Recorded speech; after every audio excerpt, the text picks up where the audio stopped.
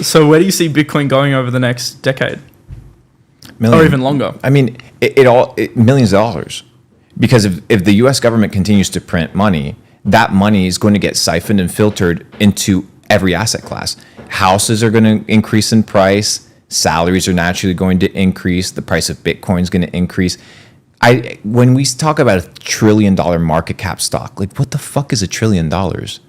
Is Meta worth $1 trillion? No. But there just happens to be $1 trillion of liquidity in the marketplace that props up the value of that stock. The second scam is understanding how these big corporations collude with banks in order to exit their positions. So when you want to list a company public, you'll go to a bank and say, hey, I have my equities, I have my stock, I have what I own in the company. I would like to turn it into a commodity and sell it in the marketplace. So you get together with a bank, you go through the legal process, and you list your company on a stock exchange. Not just the New York Stock Exchange. It can be London, Hong Kong, anywhere. That is when you start selling to retail, right? So how do you drive up the price of your stock? The same way you drive up the price of crypto, news and narrative. Now, the beauty about crypto is that now more than ever, anybody can interact with it. You can buy if you're in Africa, you can buy if you're in Asia, you can buy if you're in South America. You don't need a credit card, you don't need a debit card, you don't even need a license. DEXs, right, have become super useful. But back to the stock market. They run news, we saw it, CNBC, Kramer, to create what? Liquidity, so that the people that own the stock are able to exit it. The entire creation of the stock market was a way for people to, not the peasants to get involved in the markets, but for the rich people to sell unnecessary and unwanted overvalued stock to speculators. Nowadays, people are realizing that the stock market is rigged. We saw it with GME, we saw it with AMC, and they don't want to play that game anymore. So they're naturally starting to go to other games that hold the actual same level of risk, like crypto. It's the same level of risk. You just have to be investing into the right things. I could take you to a section of the stock market which is called the penny stock market. Yeah. And they're $25-30 million market cap companies. Less than a fucking meme coin. So is that a shitter? A little office in the middle of some strip mall that has one customer that pays them 20 mil a year, and now your company's valued at 40, and it's some shell company, and you just pump and dump through that. Dude, the entire game is a scam. And once you realize it, you don't want to play it. You want to make your own. I think that's why the Bitcoin ETFs have been like such a monumental thing, like especially long term, because a lot of these people that don't want to play that game, they now have like easy access, and they can access it through the same vehicles that they're familiar with. So Absolutely. I think people tend to overestimate like progress in the short term, but I think in the long term, if you look over like a 5, 10, 20 year period, like the impact of all these pension funds, 401ks, like all putting 1, 2, 5% allocations into Bitcoin through these ETFs, which I think will become standard for most wealth managers, is like monumental. We are the next generation of leaders. We are the future. All these old head motherfuckers, they're going to die. Do we want crypto to succeed? 100%. So you don't think the US is going to have a Bitcoin reserve in the future? You're stupid. Because if El Salvador does, so US will. And then other countries will follow. Because everybody follows the biggest dog.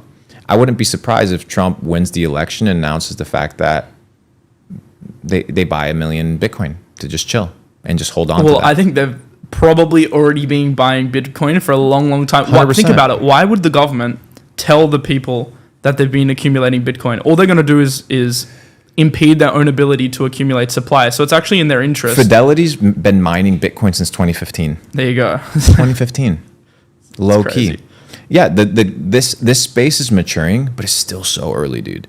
Because what we need to understand is that it's a new industry that's being created. The year's 1848. In the eastern colonies of the United States, they hear rumors that in the West, there was people and peasants finding gold in this place called the American River. After the president confirms, hey, you know what? There's actually gold here. There's real opportunity. 300,000 migrants moved from east to west on the pursuit of finding gold. It wasn't just miners that moved, doctors, lawyers, all people identified opportunity. Today, the biggest digital gold rush, or the money that we're experiencing, happens to be in the internet space. I don't have to deal with dangerous animals, treacherous terrains, thieves. I just have to log into my computer and I have access to the latest and greatest gold rush, maybe even the greatest gold rush in human history, where it doesn't care about your religion, your background, your race, your color, nothing. Do you provide value to the marketplace? You'll get compensated. Do you know how many people were left out of the California gold rush because of their age, gender, color, religion? Tons.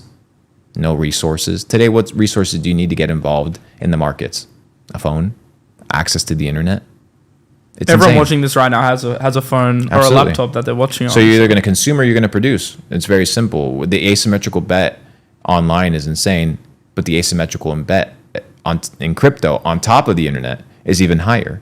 You can go in right now as somebody that has no job, become a valuable community member in 10 different communities, and within 3 to 4 months, I guarantee you half of them are going to be offering you moderator jobs.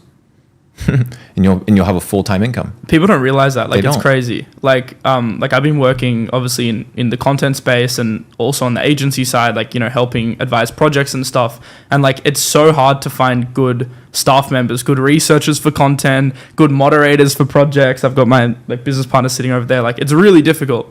So like a message to everyone watching this, like, if you're serious and you like really lock in and you grind, not even for like 2 years, it's 6 months. Like, Yeah. if you need a finance degree, it's 4 years, it's 10 years of working. You're gonna climb the corporate ladder. Like, literally in this space, 6 months of like 10 hours a day hard work, you can be in a position where, okay, maybe you're not making 6 figures a month, but you'll be making You'll be 5, making 10K a you'll month, be making you know? a full income, Yeah, full income. 100%. And you have location freedom, time freedom, which is like all really like, what are you And if making your money for at the and end if of the your day? and if your fixed expenditures are low, like we talked about before, now you have time freedom. Yeah, exactly. Now you're set, and now you create the mental real estate in order to identify more opportunities. This is readily available for everyone. I've been talking about this for a while. Most people are just lazy. Most people don't think that it's real. Life is so paradoxical, brother. All we had to do was work hard and press a fucking green button to get rich. That's it. People overcomplicate it. That's it. All you had to do was make money over the last 10 years and put it in Bitcoin. Oh, yo, it sounds easy in retrospect. Okay, yeah, because it was. And in 10 years, it'll sound easy. That's in all you had to in do, retrospect. motherfucker. But no, overcomplicate it, fucking this bullshit business plan, expenses. No. Make money, buy low, sell high. I think the issue is The Bitcoin baby, fucking love it. it's so good. I think a lot of people, though, they're like conditioned, and this is the school system, right? sure. Like, I went to a school that was also relatively, I guess, conservative, good school, but conservative. And I find like a lot of my friends, like that I've, you know, been to school with, they find it really difficult to like make the leap and or try something and take a risk, because you're conditioned into like, no, you need to go to university, you need a corporate job, because how else are you going to afford a mortgage, and you need stability to pay off a 30-year loan.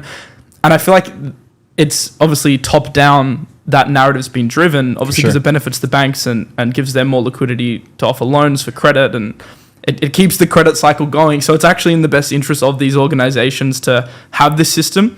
But I think people need to take responsibility and just accept, like, that is the system, like a lot of you, and even myself, were born into. I think I got relatively lucky that, you know, I found crypto probably similar to you. Like, in the beginning, I had, you know, curiosity of mind, and then I got a bit lucky, and then... But no. Do you know how many people heard about Bitcoin in 2013 and never did anything with the information? It's not about just having the information. It's about acting upon the information.